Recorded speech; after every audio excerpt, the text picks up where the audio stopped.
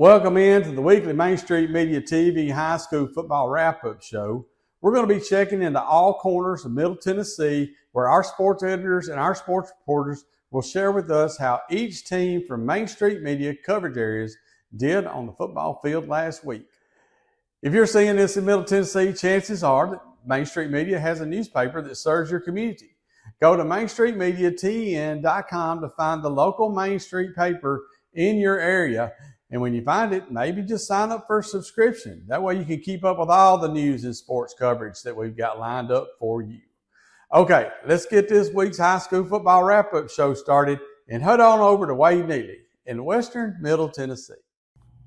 What's up, folks? Wade Neely here. I am your sports editor over in Hickman County, Dickson County, and up in Cheatham County. And it's time for a recap of what we saw on the gridiron Friday night across our coverage area for week 7 of the high school football season. It was not kind for our squads in Cheatham County as some big games all broke against our area teams. Camden with a 35-21 win, home victory that is, versus Sycamore. Sycamore was previously unbeaten in the contest and battled hard against a much improved and a much improving Camden squad, but again fell on the road for their first region loss as the Lions take that one 35-21. Meanwhile, closer to home, it was Waverly spoiling homecoming on Friday night for Cheatham County as the Cubs really stuck in neutral Friday night and falling in that contest 48-6.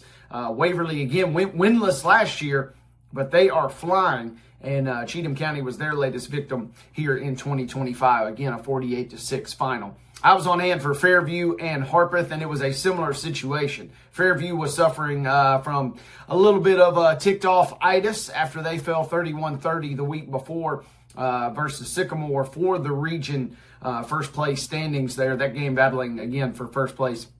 A top Region 6 AAA. And Fairview took out their frustration on their own homecoming night versus the visiting Indians. 39-0 was your final. It was a rough contest. It was tough from start to finish. Fairview, as I said, was motivated. Extra motivation. They celebrated homecoming. One of their alums, Mr. Bill Lee, governor of the state of Tennessee, he was on hand as your ceremonial captain for Fairview, but also had your coin toss. Make sure you check out some of our photos that I was able to snap from that one on Friday night. None of that was good, though, for Harpeth. They fall again 39-0. Finally, we close Hickman County. The Bulldogs, they were scrappy. They were prepared. They were ready to maybe grab that first victory in region play, but it was not meant to be as Houston County knocked them off 26-14. So tough night for our area squads. But just think, folks, some of these squads are either really young or really improving, and also ran into some tough competition in our Week 7 showdowns. A little bit lighter slate in Week 8, but I'll tell you about that later on this week. For now, Wade Neely saying so long, and we'll see you next time. Thanks, Wade. Casey Patrick is also in Western Middle Tennessee. Hi, how are y'all? My name is Casey Patrick. I'm the sports reporter for the Dickson Post, Cheatham County Exchange, and the Hickman County Times. I'm going to give you a quick rundown in a few of the games that we had this last week. We'll start where I was at. On Friday night, Creekwood hosted Northwest. They defeated the Vikings 34-6. Creekwood defeated the Vikings 34-6. And then on Saturday, I was back at Creekwood's Red Hawk Stadium again. Dickson County hosted Spring Hill. Of course, Dickson County with renovations being done to their stadium. Dickson County defeated Spring Hill 24-17. Also, the last game I have for you is East Hickman lost at East Robertson 42-13. Thank y'all. Have a wonderful evening. We'll see you out there Friday night.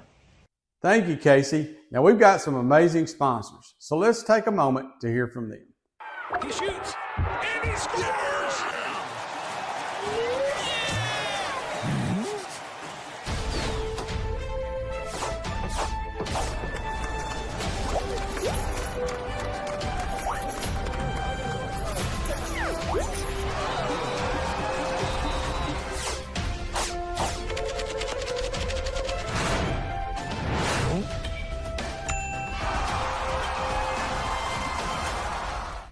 At Delta Dental of Tennessee, we know our success begins and ends with providing superior quality service, and that includes serving those who need it most.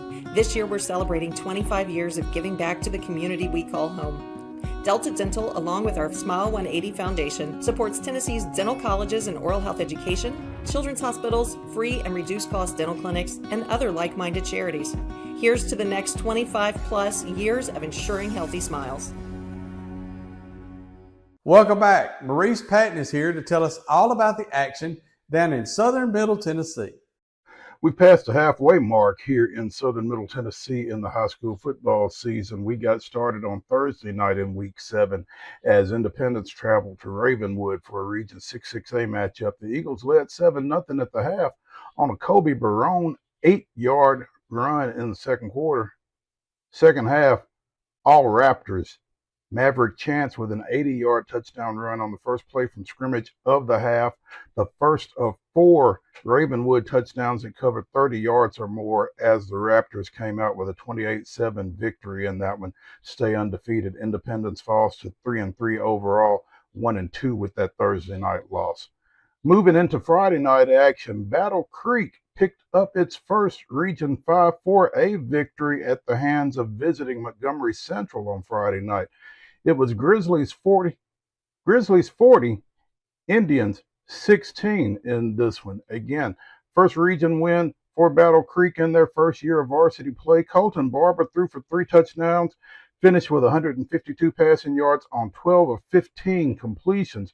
Brody Orton added 93 passing yards and a pair of touchdowns, as well as Battle Creek led 19-0 at the break and scored the first touchdown of the third quarter. Led 26-0 before Montgomery Central finally got on the board, but it was pretty much all Grizzlies in a 40-16 Region 5-4A win on Friday night over visiting Montgomery Central. Zion Christian picks up its third straight victory. The Eagles defeating Pickett County 43-0 at Holcomb Field in Columbia. Kingston Denny threw for a pair of touchdowns, ran for 1, finished with 131 offensive yards, and again, the Eagles even their record at 3-3 with that 43-0 win over visiting Pickett County on Friday night. Mount Pleasant continues to be dominant on both sides of the ball, pitching their 4th shutout of the season. Second in Region 5-2A action, it was Mount Pleasant 28, Adamsville 0. Big win for the Tigers again in Region 5-2A. They stay unbeaten in league play at 4-0, 6-1 overall. J.P. Easterling with an 80-yard touchdown pass and a 30-yard touchdown run for the Tigers in that one. Again, Mount Pleasant 28, Adamsville 0 in Region 5-2A action. Columbia Central goes on the road, picks up a 44-0 win down at Franklin County in Region 4-5A action.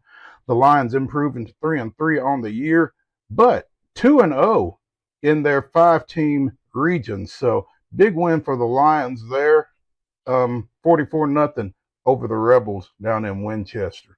Giles County also goes on the road, picks up a 42-8 win over at Cascade in Region 4-3A play. The Bobcats improving to 3-3 on the season, picking up their first win in 2 region games to this point. Pierce and Collier all over this ball game for Giles County. Rushed for 143 yards and a pair of touchdowns, caught a 39-yard pass for a touchdown, blocked a field goal that was returned by teammate Cooper White for 63 yards and another score. So Mr. Collier responsible for 4 of Giles County's 6 touchdowns in that 42-8 win over at Cascade in Region 4-3A action. Richland picking up a 31-0 win against Cornersville. The Raiders have allowed 28 points in 3 Region 5-1A ball games to this point. They are 5-2 overall. They are 2-1 in Region 5-1A. On Friday night, their defense made it easy for the offense. 3 scoring drives of 30 yards or less for the Raiders in this one, as they led 31-0 at halftime, closed it out 31-0 over Cornersville. Columbia Academy goes over to Marshall County, drops their 6th straight loss. It was Marshall County 45, Columbia Academy 0. And if the loss wasn't bad enough, running back Aiden Honeycutt missed the second half of that game for CA with an undisclosed injury. We'll be keeping an eye on that as we go forward. Summit also goes on the road, also drops its 6th straight, falling at Hendersonville 28-0, despite a Charles Williams 73-yard rushing performance for the Spartans. Tough loss on the road for Summit, 28-0 up at Hendersonville. Closing things out with a Saturday morning game between Dixon County and Spring Hill at Creekwood. Dixon County having some work done on their on-campus stadium, having to play their home games at neighboring rival Creekwood. This one was back and forth. Spring Hill led at 17-14 at the half, but it was all Dixon County in the second half. Lionel Brooks with 108 rushing yards and a touchdown for Spring Hill in this one. Freshman quarterback Jonah Gibson, 119 passing yards, ran for a score. But a guy that Murray County football fans are unfortunately familiar with, Tristan Brown, doing the damage for Dixon County in this one. Brown, in the season opener over at Columbia Central, rushed for 163 yards and a pair of touchdowns. Also had a 90-yard kickoff return for a touchdown on the opening play of the season against the Lions in that 27-17 Dixon County win. Well, it wasn't, maybe it was as bad Saturday. Brown finished with 190 rushing yards and a pair of touchdowns. Did not have the kickoff return. But, again, Tristan Brown, a thorn in the side of a Murray County team here as Dixon County defeats Spring Hill on Saturday, 24-17. That's going to do it from Southern Middle Tennessee. I'm Maurice Patton. We'll see y'all later this week. Thanks, Maurice. Now here's Calvin White in Northwest Middle Tennessee with some help from the students at Austin Peay State University to tell us how their teams fared last week. Hello everybody, this is Calvin White, Northwest Regional Sports Editor for Main Street Preps, here to give you a quick recap of all the Week 7 high school football action in Robertson, Montgomery, and Houston County. We're going to start in Robertson County. Springfield got a nice bounce-back win after its loss to Pearl Cone 2 weeks ago. The Yellow Jackets beat Liberty Creek 32-7. East Robertson continues playing dominant football. They moved to 7-0 with a 42-12 win over East Hickman. White House Heritage handed Whites Creek its first loss with a 21-18 victory. Jackson Bagwell found the end zone as soon as time expired to hand the Patriots the win and hand Whites Creek its first loss of the season. Joe Burns won in dominant fashion over Red Boiling Springs, 62-0. White House shut out Greenbrier, 43-0. And finally, in Robertson County, Stewart County shut out Innovation Academy, 46-0. Over in Houston County, the Fighting Irish won 26-14 over Hickman County for their first region win of the year.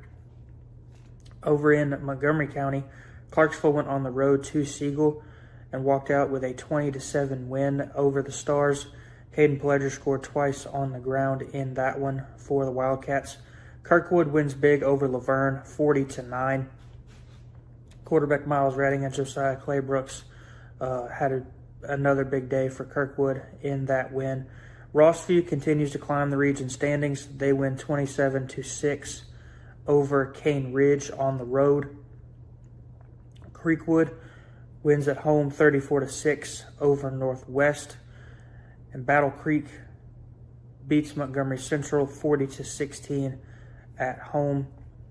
And finally, McGavock wins 28-8 over West Creek. That'll do it for all of my Week 7 wrap-up coverage. Now we're going to kick it over to our friends at Austin Peay, and they're going to give you the rest of the Montgomery County scores. As always, I'm Calvin White, and I'll talk to you later. I'm at the Nest, home of the Eagles, for this important divisional matchup between the Ezo Harding Eagles and the Clarksville Academy Cougars. Both teams enter this game with a 3-3 record and are looking for an extra win to push them forward late in the season. Both teams had little to no offense, while both teams' defenses were dominating, holding both teams to 0-0 at the end of the first quarter. That was until senior running back number 9, Terry Smith, set up the Eagles well in Cougars territory with this run.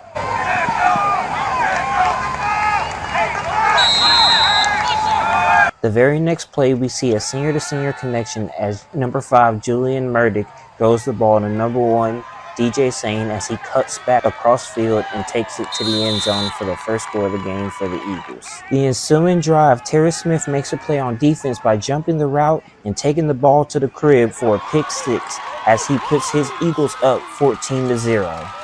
Ezo Harding's offense follows that up with another score as they enter the half up 21 with a 21-0 lead. The Cougars begin the second half with the ball and make it count by driving all the way down the field finishing with a jet sweep to number 13, Andreas Scott, for their first score of the game.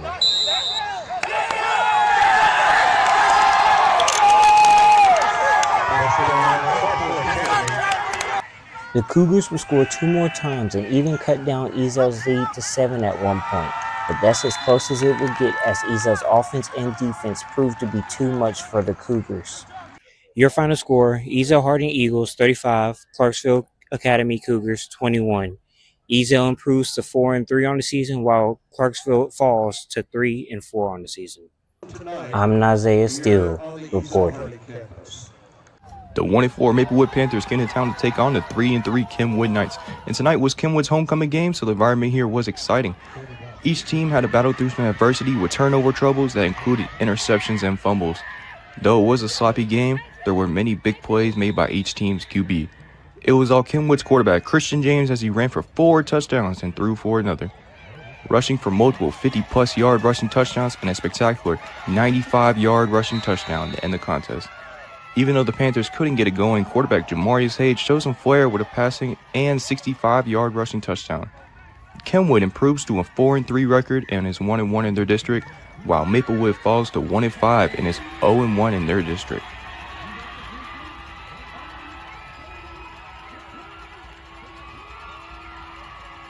Your final score, Kenwood, 37-12. I'm Lucas reporting. I'm Mario Bedingfield from Northeast High School, where this game was a 41-8 final. Henry County winning it by a lot. Northeast didn't capitalize on the chances that they had in this game to try to win it, as Henry County turned up the score with 2 touchdowns from Jones and the quarterback as well. As Henry County not in their best night, but a doable night to get it done in the second half and roll through. 41-8 final here from Northeast High School. I'm Mario Bedingfield reporting.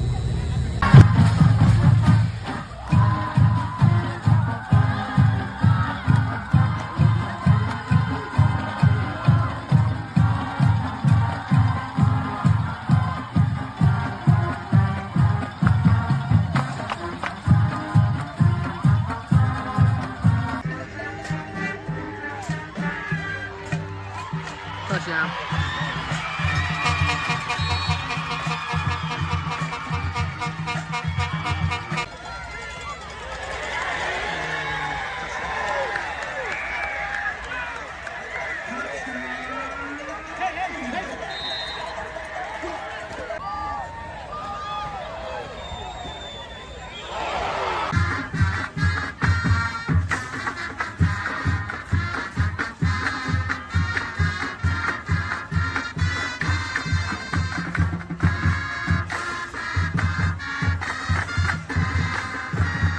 Thanks, Calvin, and the students at Austin Peay for that great report.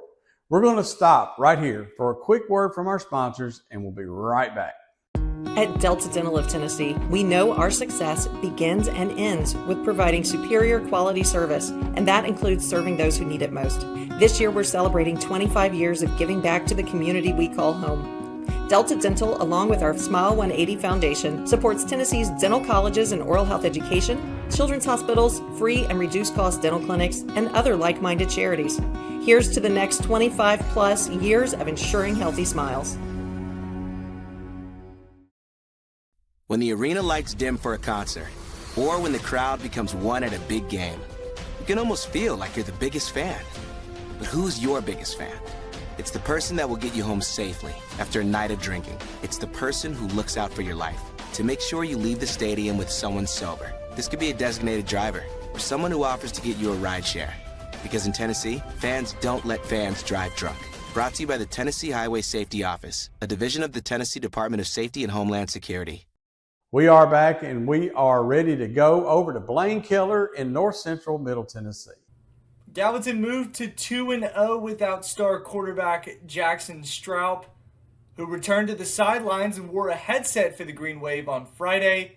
His replacement, Kayshawn Barksdale, head coach Michael Straub, and the Green Wave picked up their 5th win of the year, finishing an 18-10 final over region foe Mount Juliet with a strong defensive performance.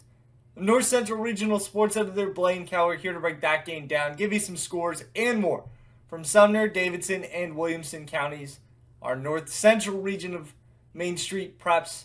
You can find stories, galleries, all of that and more on MainStreetPreps.com, as well as the Gallatin News, Hendersonville Standard, Portland Sun, and Main Street Nashville print pages. Check us out. Now, back to the Gallatin game. Kayshawn Barksdale and the Wave led 18-0 before the Golden Bears started to work a comeback in the second half. Gallatin's defense showed up to the task in the fourth quarter, playing strong with a couple of interceptions, couple of big plays late to stall Mount Juliet, help Coach Stroup pick up his first win against Mount Juliet in his career.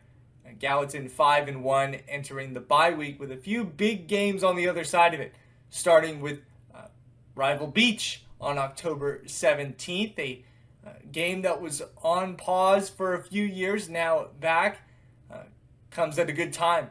The Buccaneers are 5-1 as well after a 59-21 win at Station Camp. Those 59 points, the most by Anthony Crabtree's team since 2021. Kentucky baseball commitment Caden Powell rushed for a couple of touchdowns, as did DK Williams, as did Devin Crutcher. The rushing attack was key. And impressively, without East Tennessee State commitment Shelton Swafford as he nurses a broken collarbone. Beach and Gallatin, the big game coming out of the bye week. Station Camp looks to get off the schneid. 4-game skid for the Bison when they face Hendersonville on the other side of the break. The Commandos won 28-0 rather impressively against Williamson County foe Summit. The Spartans extended their streak to 6 straight losses. Hendersonville's defense pitched a shutout for the second time in 3 games. Hendersonville 3-3 entering the break.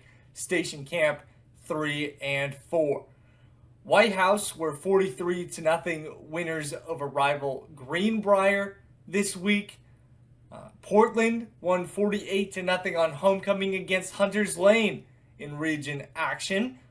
Other games involving Sumner County teams. Springfield defeating Liberty Creek 32-7. And Gordonsville blanking Westmoreland 41-0.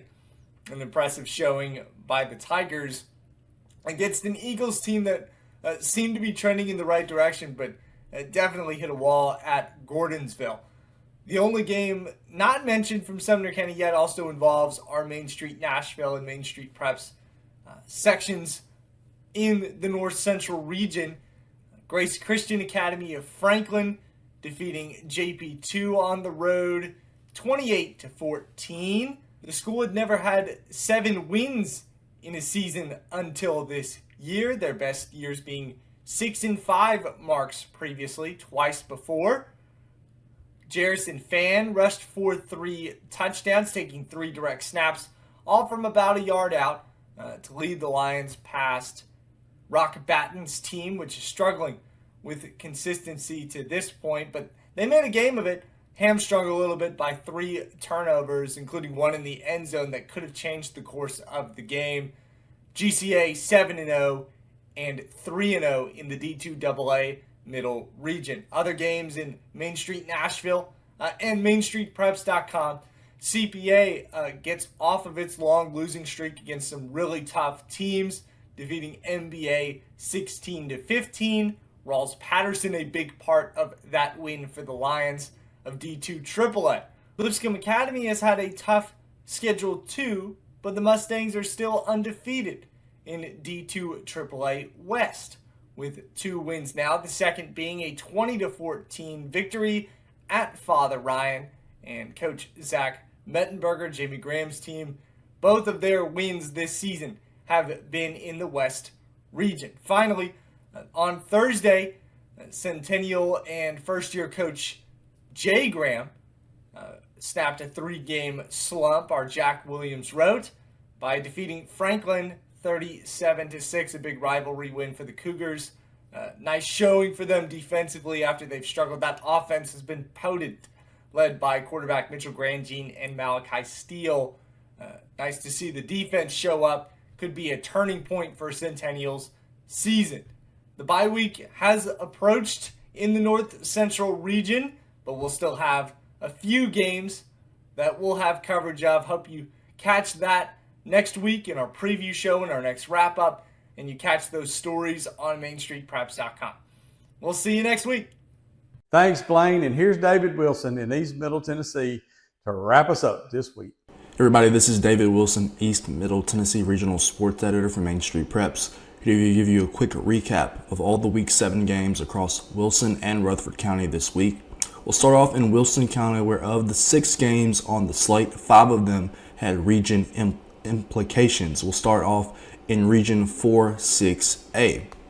It was Lebanon moving to 7-0 for the first time since 1988. They picked up a 42-12 win over Wilson Central in a battle of 2 teams from Wilson County. Star running back Gian Azita had 224 rushing yards for the Blue Devils and 3 touchdowns in this one. He ripped off scoring runs of 2, 7, and 43 yards.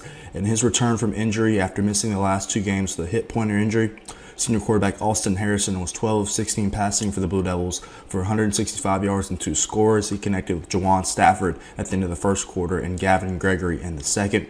Wilson Central got touchdowns from Topher Allen and Duncan Pipkin in this one.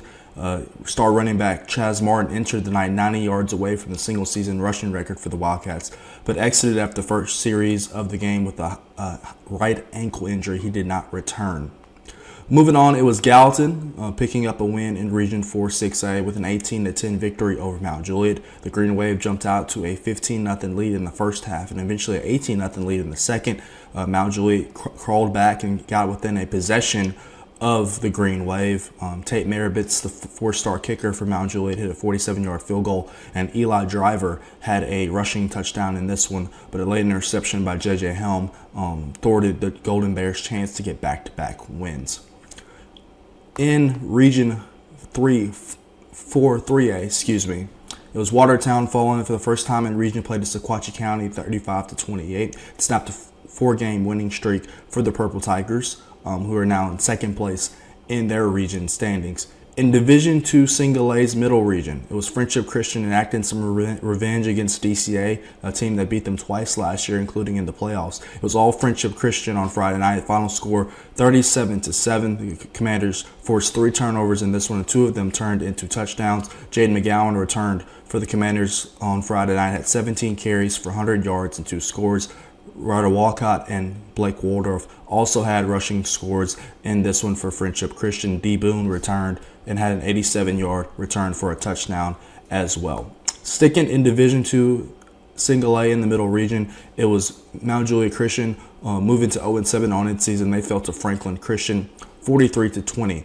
They will be the lone Wilson County team in action this week as fall break descends on the area. Then the lone non-region game of the week, it was Green Hill picking up a 48-7 win over Glencliff on their senior day. UT Martin commitment Cannon Burrows completed 11 of 15 passing for 202 yards and 3 touchdowns. In this one, he completed throws to 7 different Hawks receivers in this one, including Dylan Hawks, Will Butler, and Luke Pfeiffer, who all got in the end zone for Green Hill. Zach Cartwright, Piggy Brogdon, and Joey Ackerley, one of the seniors on the roster, all scored touchdowns in this one as Green Hill amassed 424 yards of total offense. Transitioning to Rutherford County, busy week down there in the Murfreesboro area as well. It was Oakland staying undefeated on its season. They defeated Rockville by a final score of 35-14. It was Blackman 35, 7 victors over Stewart's Creek. It was Riverdale picking up a 31-13 win over Smyrna. Clarksville comes down from Montgomery County, defeats Siegel 20-7. It was Kirkwood all over Laverne, final score 40-9. Clay County picked up a 30-20 win over Middle Tennessee Christian. It was Eagleville on Senior Day, defeating Moore County 34-7. And it was PCA defeating Christian Community School coming down from the Robertson County area 42-14. Final score right there. That'll do it this week on the wrap-up. Looking forward to talking to you guys next week. And that's this week's high school football wrap-up show. Now, don't forget that Main Street Media TV has football-based shows for high school, college, and pros lined up for you this season. You can find everything you need to know on your local newspaper, social media pages, or by downloading the Main Street Media TV app. And remember that Main Street Media Radio gets your high school football started each week with our Thursday night football game of the week audio broadcast featuring Wade Neely and Casey Patrick. They will be on the call all across Middle Tennessee this season, and you can catch them every Thursday night starting at 6:45 p.m.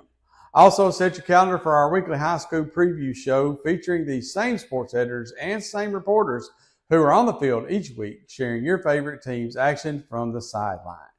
The preview show is scheduled for every Thursday at 1 p.m. during high school football season. All right, we'll see you right back here next Tuesday with the high school football wrap-up show on Main Street Media TV.